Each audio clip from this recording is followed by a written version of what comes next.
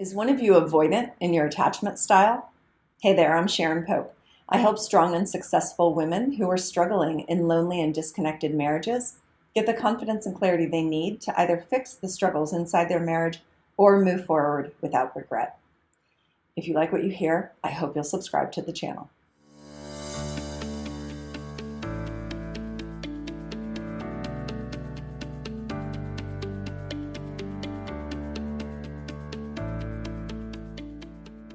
Is one of you an avoidant attachment style?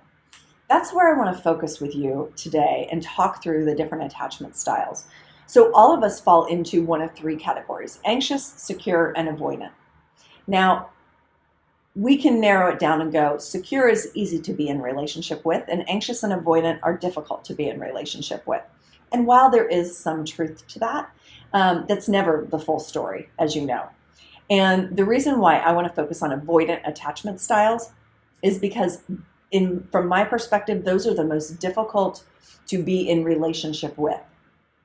And if you don't know what your attachment style is and what your partner's attachment style is, then there's probably a whole bunch of triggering going on inside the relationship that you don't understand why it's happening. But once you understand your attachment styles inside the relationship, things start to make more sense. All right, so how to figure out if you are what your attachment style is, I will tell you the best book I found on it is this one called Attached by Amir Levine and Rachel Heller. It's called The New Science of Adult Attachment and How It Can Help You Find and Keep Love. So it's really written around finding love, but I really got a lot out of it for existing marriages because obviously my clients are all in marriages trying to figure out, can I make it work or not? Or why are we struggling so much? And I did learn a ton from this book. And there is a website that you can go to. Google knows everything. Go there and take the test that they have, and you can figure out what your attachment style is. But when we focus on the avoidant attachment style in general, avoidants value their independence. So they're interested in creating more emotional and physical distance, not less, right? Anxious attachment style wants a lot of closeness. Avoidant wants a lot of independence. Now, if you've ever had an argument where after you make up with your spouse, at the end of that argument, you almost feel closer together. So one of the things that can happen is when you are in a relationship with an avoidant, that resolution to an argument creates more closeness, which isn't where they're comfortable. They like the distance. So therefore, they're not incented to come to a resolution inside of an argument. So things never get resolved and you keep having the same arguments over and over and over again. The other thing that can happen is that if you start feeling really good about yourself, well, an avoidant, in order for them to feel good about themselves, it's all relative, right? So if I have to feel good about myself, the avoidant, then I sort of have to push you down so that I can feel better. Yeah, it's completely not healthy. I mean, I get that.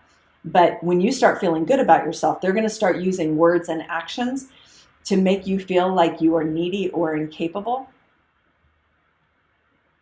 A secure attachment style would see right through that, and it probably wouldn't work very well for them.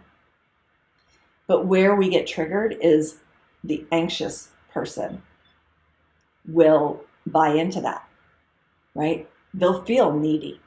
They've been told they were needy for a long time. And so when the avoidant tries to push down an anxious attachment style, it actually works so that then they can feel better about themselves because the anxious person buys off on that, right? So that's just a hint of some of the relational dynamics that can take place when you're in relationship with an avoidant attachment style. Now, I want to tell you something. There was a big chunk of my life, the first half of my adult life. Now that I understand attachment styles, I can say without a doubt, I was an avoidant attachment style. I didn't want to be closer. I didn't want to be vulnerable. I was avoidant. And so I was over here on this extreme in avoidance, went through a divorce, went through a lot of stuff to go through that divorce, got into a relationship that broke my heart. but he was hugely avoidant, which then swung me all the way over into anxious. I had never been that. I didn't know what was happening with me. I was like, wait a minute, who is this woman? Where is the Sharon Pope that I know?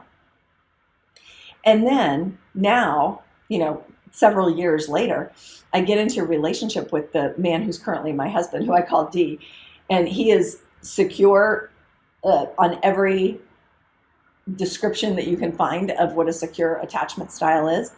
And now I feel like I'm really settled in that secure place, because secure people have that sort of buffering effect for either the anxious or the avoidant to sort of bring them in a little bit.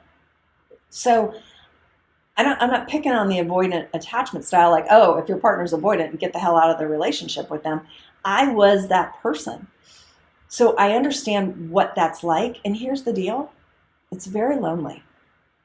Because all that distance, like, yeah, you do get to have your distance. You do get to feel safe or comfortable or whatever, but it's very lonely back there. So if you're the person that you identify with that avoidant attachment style, it's not a trait like, oh, you're 5'4" and you can never change how tall you are. You can learn more secure attachment styles. You can learn to do it differently. You can identify when you're being triggered, and you can communicate that inside your relationship for more distance. But you can't change anything that you're not willing to see or that you can't see.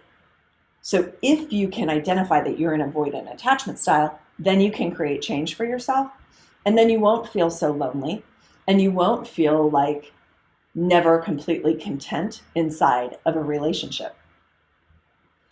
And if you are in relationship with someone who is avoidant, then I think you've really got to come to terms with whether or not they can see and are willing to change any of that.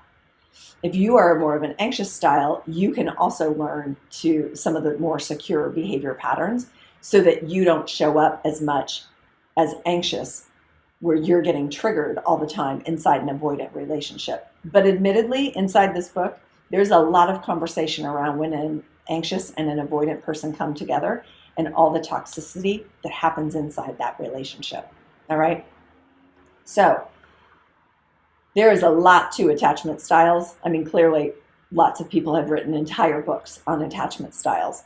But I wanted to give you a flavor for that in the context of, if one or both of you is an avoidant attachment style, and are you willing to see it and create some change? Because it's really difficult to be in relationship with someone who's an avoidant attachment style.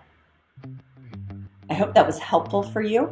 If you would like to explore your own attachment style, or you want to work through that, if you'd like to see if there is a fit for you and I to work together in a private coaching capacity, you can go to clarityformymarriage.com. If you like what you heard, I hope you'll subscribe to the channel. And if you want to be notified every time I post a new video, at the end of this video in the upper left corner, click the red icon. Take really good care.